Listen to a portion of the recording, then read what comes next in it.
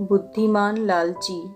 एक राजा अपने लिए समझदार और ईमानदार मंत्री की तलाश कर रहे थे।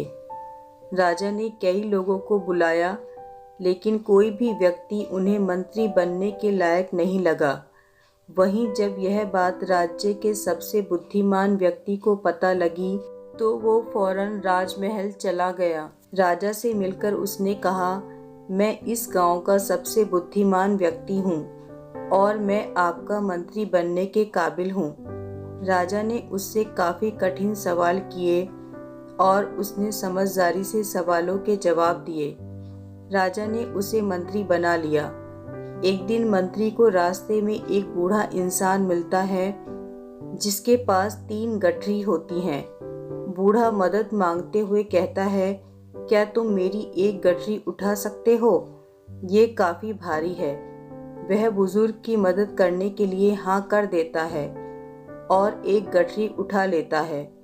मंत्री बुजुर्ग से पूछता है कि आखिर इसमें क्या है जो ये इतनी भारी है। बुजुर्ग ने कहा, इस गठरी में सिक्के हैं। आगे एक नदी आती है जिसे पार करना होता है। बुजुर्ग कहता है, क्या तुम मेरी दूसरी गठरी उठा सकते हो? क्योंकि 2 गठरी लेकर मैं ये नदी नहीं पार कर सकता हूँ। वह दूसरी गठरी उठा लेता है और ये गठरी भी भारी होती है। बुजुर्ग कहता है, इस गठरी में चांदी के सिक्के हैं। नदी पार करने के बाद एक पहाड़ आता है। बुजुर्ग ने कहा, मैं गठरी के साथ ये पहाड़ नहीं चढ़ सकता हूँ। क्या तुम मेरी तीसरी गठरी भी उठा सकते हो? मंत्री बिना कुछ बोले तीसरी गठरी भी उठा लेता है। बुजुर्ग पहाड़ चढ़ते हुए उससे कहता है कि इस गठरी में सोने के सिक्के हैं। तुम इसको लेकर मत भागना, मैं तुम्हारा पीछा नहीं कर सकता हूँ।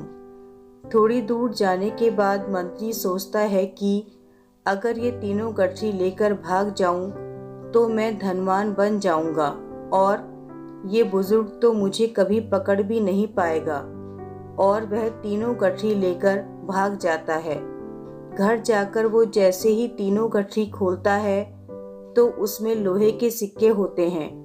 वो हैरान रह जाता है। कुछ देर बाद उसके घर बुजुर्ग आ जाते हैं और उससे कहते हैं कि तुमने लालच में आकर मेरी तीनों गठरी चुरा ली।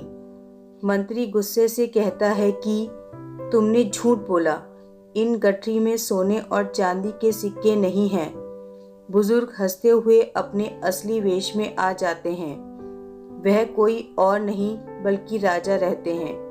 राजा कहते हैं, तुम बुद्धिमान थे, इसलिए मैंने तुम्हें अपना मंत्री नियुक्त किया, लेकिन तुम्हारे अंदर ईमानदारी बिल्कुल नहीं है, इसलिए तुम मेरे मंत्री बनने के लायक नहीं हो। राजा की ये बात सुनकर उसको अपनी गलती पर खूब पछतावा हुआ।